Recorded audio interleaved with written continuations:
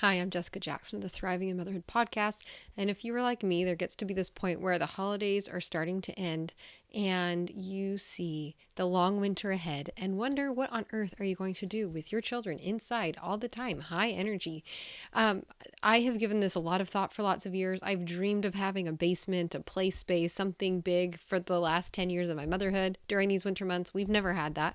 So in this episode, I'm going to share what we have done and what we continue to do during those winter months for those high energy indoor activities to help us all save our sanity.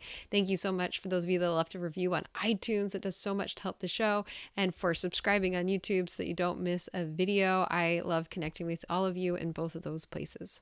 Hi, I'm Jessica Jackson, and this is the new way to thrive in motherhood by leaning into who you are, what you love, your unique family situation, and personal mission to create a life that you actually want to live. I want to invite you to join me in saying no to the life of the exhausted supermom, burnout, victim thinking, being pulled in so many directions, suffering through survival mode, or being lost in motherhood, and say yes to building strong families and moving forward on our greatest goals in order to create a fulfilling life that we are excited to wake up to each day and become a soaring mother. This is the Thriving in Motherhood podcast. I'm going to share a lot of different ideas in this video, but just to make it easy for you, I've pulled together a list of my top 25 favorite indoor activities that I'll share with you, so you don't have to take notes if you're driving or listening to this, while you're folding laundry or washing dishes. You can just download that resource so you can print it out and have it handy. I have 4 awesome children. But for the last probably 8 years, I vividly remember being in the kitchen with my 3-year-old and 1-year-old and just praying because they had so much energy. We were in a tiny little apartment for grad school, and I was like, I do not know what I'm going to do because we're in these houses. The days are shorter. We can go outside, but it's hard to get outside for a long period of time because it's just cold and hard with the little kids, bundling them up. And I was like, what do I do? What do I do with them for this long so that they get out their energy? Because I also needed them to sleep well. So I didn't want to just like sedate them all day, right? And doing quiet little things. I'm like, you need to move your body so you can sleep at night, so I can sleep at night, so I can have some time. And anyway, I've spent a lot of time panicking about this situation, but we've done some really great things. So I would say the very first thing that I want you to think about in this is how can you set up the environment to help you win? Because one of the things I hate doing is entertaining my children and always being the one that's like controlling our activity list. It's like, no, I need you to be independent, including with how you move your body. So even though we've lived in tiny spaces, we have made movement, like, okay, wonderful, embracing the movement in our home, a major priority, even though it uses up space in our home.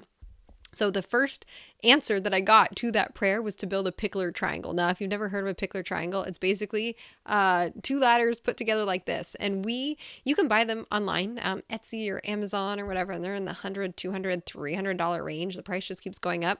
We built ours very inexpensively, probably for $60, maybe less. I don't know, way less than 100. And we built this very simple ladder out of wood back then, and we have had that same pickler triangle for the last 6 years, 8 years, no, 6 years, 6 years, highly used by all 4 of my kids. This was actually the first thing that made it so that my children played by themselves. I felt like they were attached to my hip 24/7. So it was an answer to prayer in multiple ways because now they were playing on it. They could hang on it. They could flip on it. They could climb it. It became a car and a horse and a truck and like you name it. They have played for hundreds of hours, all 4 of them, on this little triangle device. So that's the first thing. Now it takes up space in our home. And even though we live in tiny spaces, we've just kept it set up in the living room, or occasionally it goes and they have it in the bedroom. We kind of just move it around the house, but they've got a space to play.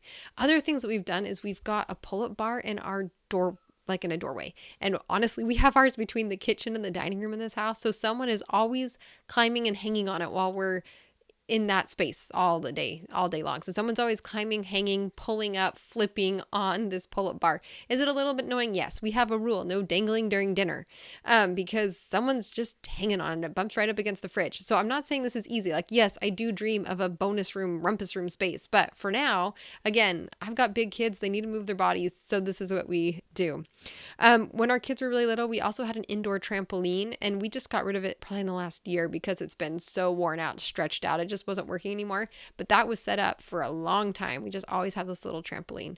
We are adding a big trampoline out back soon at Christmas time. I am counting down the days till they know that that is a possibility for them to just go outside and run around. But that is what we are doing to, again, just encourage that full body movement. And then simple things that we've done to set up the environment. I have a stack of yoga cards that they have on in our homeschool room that they can pull out and just flip through it and do the different yoga activities. I also have calisthenics cards that are doing like push-ups and sit-ups, and I mean, like, but there's 25 extra, like maybe 30 exercises on them. But again, it's these non-screen things that we can pull out and I can say, oh, okay, do 5, do 10, let's do them together. But it's just self-directed or independent or as a group, things that we can do that are just always there. So these things are always set up, ready to go. We can stash things in the closet if we need, but typically during the winter months, these things are out because we just need to move. So that's the first part. Just get your basic layout set up so you have some okay things. Like, I don't love my kids jumping on the couch, so we come up with these alternatives.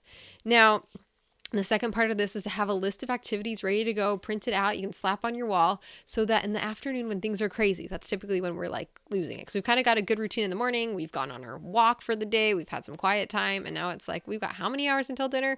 And you've got how much energy after doing all the quiet things in the morning in the school? So this is where I like to have a list of things so I don't have to think anymore. And as my kids are older, I can be like, here, you pick something, go figure it out, right? Like, you have energy, pick one of these things.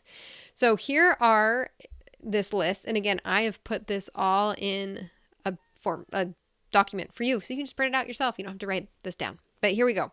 Dance parties, turn on some music, tape pennies on their shoes for tap shoes. We love doing this. Again, I do this like once a year, but it's enough and it buys me an afternoon. We skate on the floor, put on big socks, or we'll put washcloths on, spray the floor down, and we'll do mopping skating, which is a great 2-for-1 deal.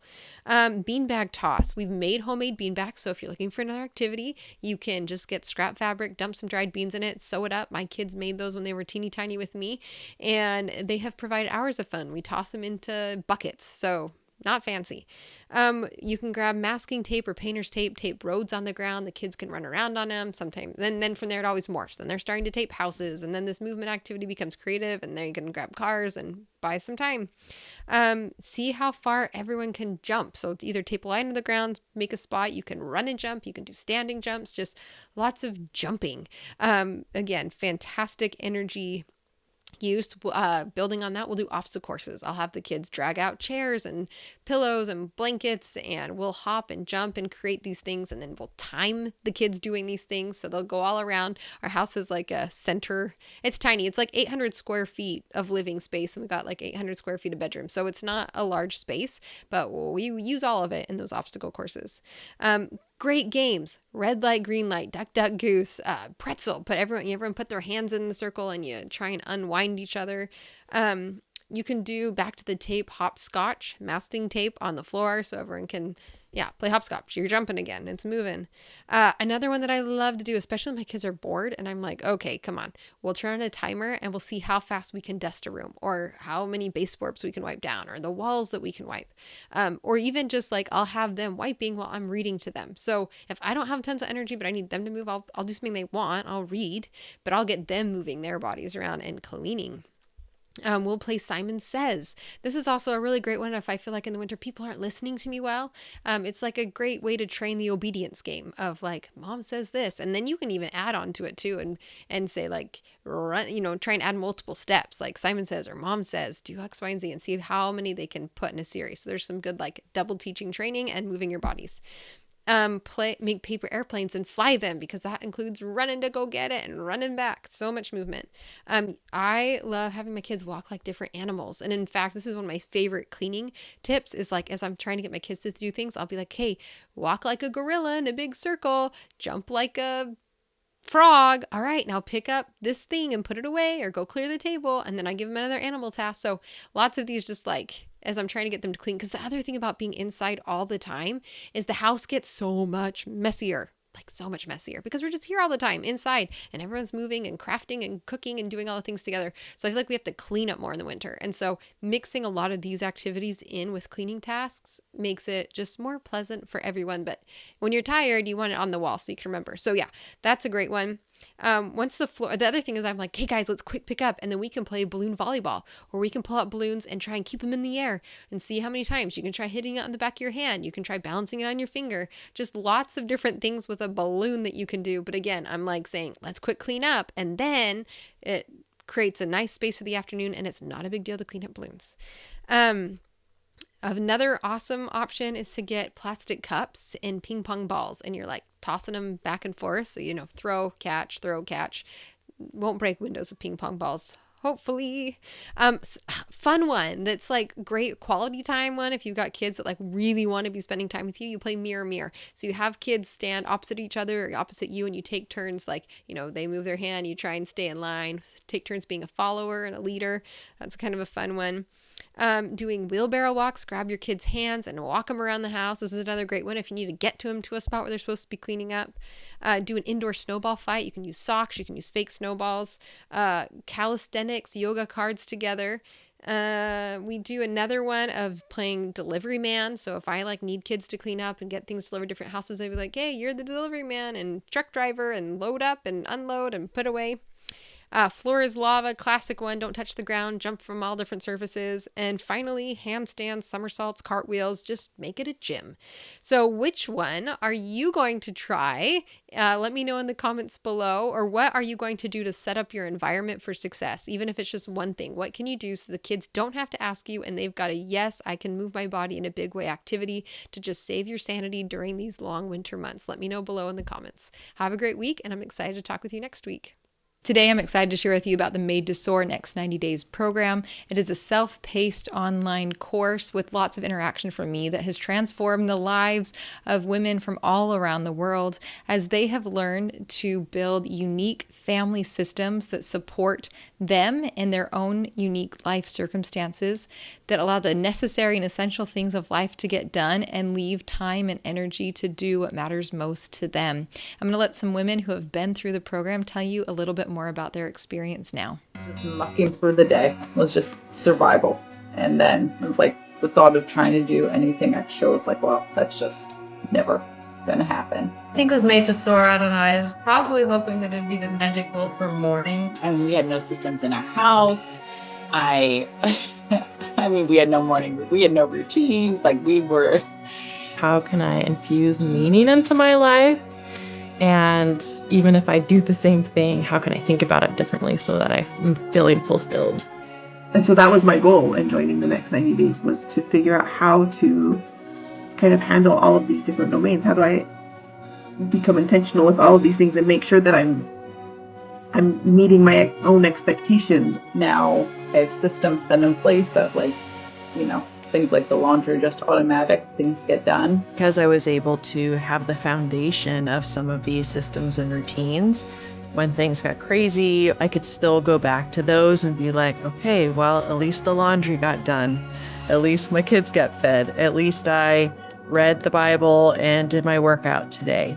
So it helped me go through a couple of big moves and big changes and to keep some level of stability for the family. Figuring out how do I homeschool? How do I do it with consistency and some level of discipline? And then how do I build a business and still find meaningful work outside of my home?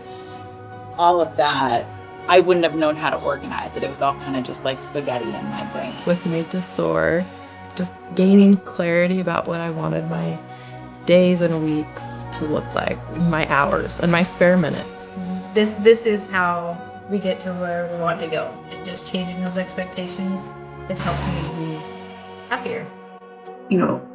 I have power to change my circumstances, right? That I can put in new routines. I can solve some of these problems. I can think about things differently and realize that I have power to be in a better place.